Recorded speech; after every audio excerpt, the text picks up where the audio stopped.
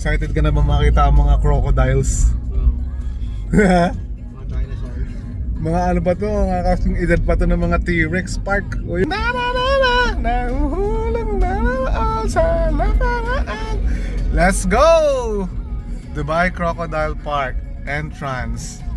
Hi, we're here to see the crocodiles. Wow! Wow! Wow! Wow! Wow! Pogi ah. Yan nga, naka-shades pa. Wow! Wow. Mga naka-shades po, mga turista sa Dubai oh. Yes guys, dito na tayo sa Dubai Crocodile Park. Gusto ko talagang pumupunta sa mga ganito eh. Welcome to my house. Ang pumupunta sa mga ganito, sa mga zoo. Pumuntahan na namin din yung dating... Baby, ano pinuntahan natin dati? Ah, Green Planet. Dati nag-Green Planet na din kami. Pumupunta rin talaga ako sa mga zoo. Mahilig talaga ako sa mga hayop, kaya kasama ko si Andre. Yan guys, tour natin ngayon dito sa Dubai Crocodile Park. Alam ko na yung iba dyan gusto rin makapunta dito. So, bibigyan ko kayo ng idea kung anong itsura niya sa loob. Yun o, Dubai Crocodile Park. Ano ba yung ulo mo naman? Nakaano? Yep, let's go. Wow. Nice, nice. Hi. Good afternoon. Yep. We're here inside now, guys. Ticketing. Oh, may mga... Andre, ano to? Reindeer. Zebras. Maybe kids are free to go. One free child ticket per paid adult. So just for the survey, guys, you're a resident of UAE or tourists? Yep, resident. Where you guys belong from? Dubai, country Philippines. In the Philippines. I have one tourist here. Yeah, it doesn't matter, right? And you heard us on social media, internet? No, I was the one who found a brochure at Dubai Festival City, a booth there. But we've been planning to go here for a long time. It's just it reminded me to go here. That's why it's still very effective. No worries. Thank you so much, guys. Thank you so much. Thank you so much. Thank you. Thank you. Let's go. Nice. So I'll be guiding you, and there will be stationary educators all over the shop. If you have any questions, hello.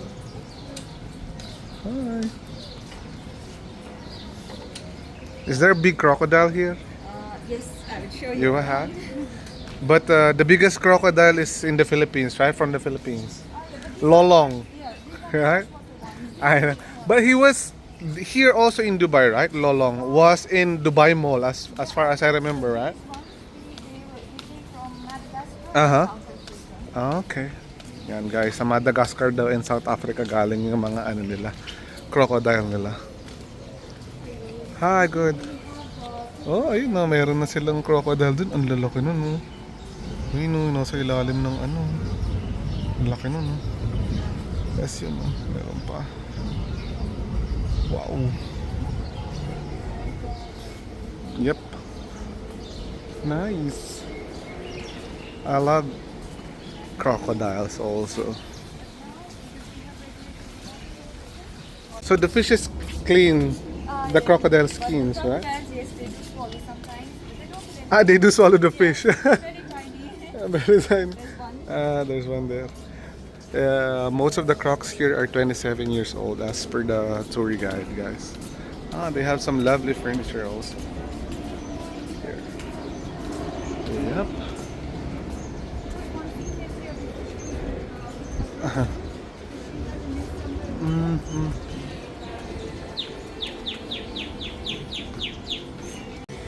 Oh my god, that's so big. This is a huge crocodile. Laki oh. Dalawa sila.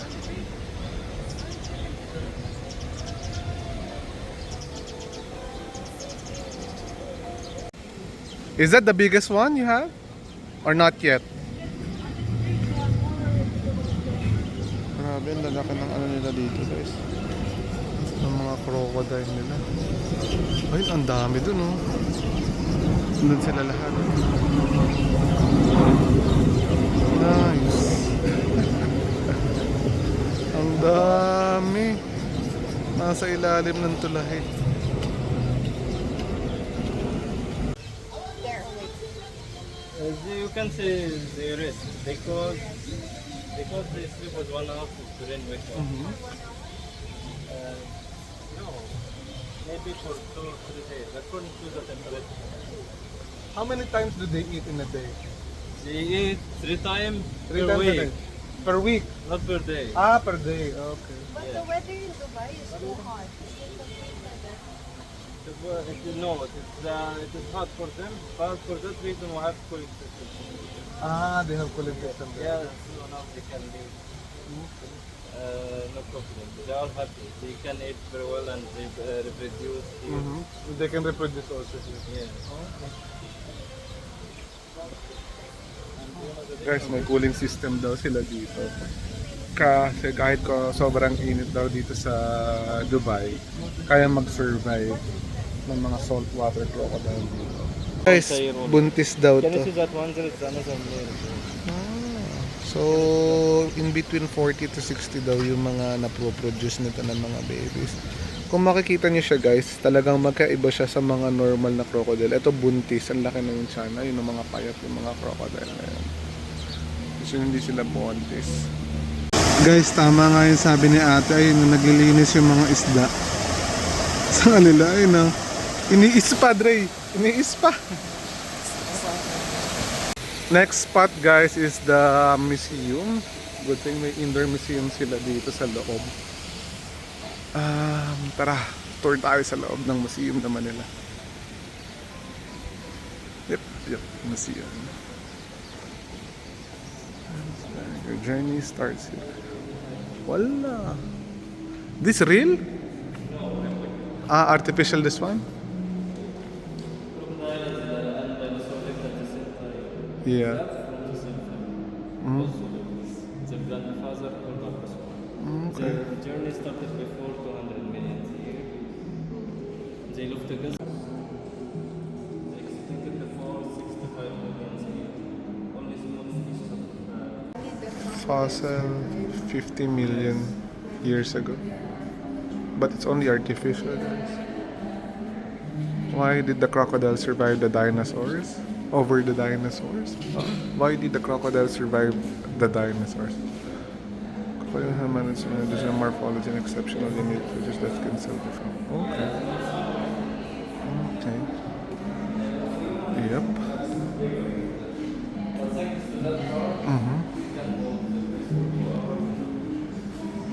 followed from fourth chamber. Can hold two chamber and this other two chamber to pump the blood oxygenated blood to important organ like brain. And this is very cold. Question you can answer. Okay. Thank you, brother. Don't miss the aquarium. May mga lizard to, no? Snake? Oo, snake yan sigurado. Ng buto nila, no? Ang cute ng ano, ito mga, piling ko snapping turtle tong number 8. Tingnan mo nga kung tama ako. Number 8, alligator snapping turtle. Oh, diba? Tama ako. Ano mga buto nila na dry, no? Ito guys, meron silang totoong crocodile dito ng mga baby. Hi! Hi! Yun, no? Ang ganda ng mga crocodile, no? Nice! Kakatakot ko dyan. Ang cute nga nila, eh. Ganda, no? Mukha talagang mga dinosaur, eh, no? Ano si Toby, oh? Ano si Toby? Ito yung incubation, ano nila. Pagkakagawa ng mission. Galing, oh. Ito pala mag-evolution siya sa loob ng itlog na baby, no? Tapos ito yung mga itlog nila, guys. Oh. Hindi dito sa loob. Nice. Real shells only, but nothing inside, right? Yes, they were original eggs, and Uh-huh. then we made a hole and cleaned inside. Oh, okay. You wanna feel it? Oh, I see. Harder. It's Ah, a little, yeah. yeah, harder than the chicken, right? What about this? These are all fake. They are all empty. Ah, they're all And empty. this is a demo of an incubator. Ah, okay. Nice. Guys, mas matigas siya sa itlog ng manok. Why, you want to make balot?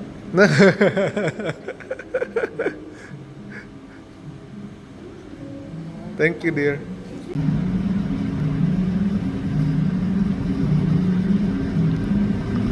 Wow, ngumingiti talaga to, Dre. Oh. Uy, laki, big mouth. Hala, inantok. Iba ng alligator. More round daw kapag crocodile. Ay, alligator, sorry. Mas more round yung shape ng bibig. Kesa daw sa mga crocodile na usual na nakikita natin sa Philippines, yung mga ganyan yung bibig. Pahaba, pa-V. Yan. Guys, ito daw yung mga mga hayop na laging kasama ng crocodile. And sila lagi yung umiinom ng mga tubig sa river para maging pagkain ng mga crocodile and alligator. So, tama na. For sure, this is giraffe, right? This is giraffe, right? At least that's giraffe. Porcupine. That is a zebra, right? Okay. Yeah, I always see them eaten by... I thought you would say it's a horse. No, a zebra. Yeah.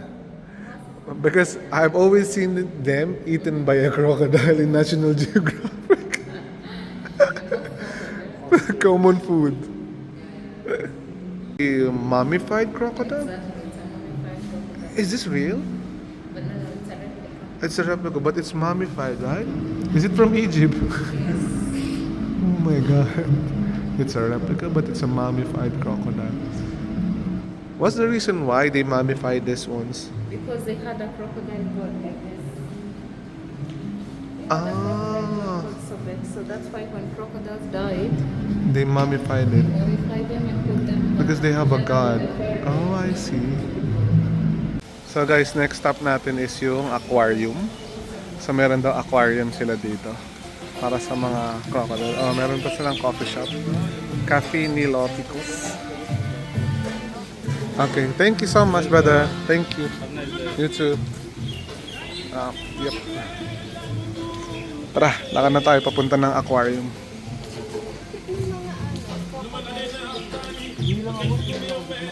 Okay.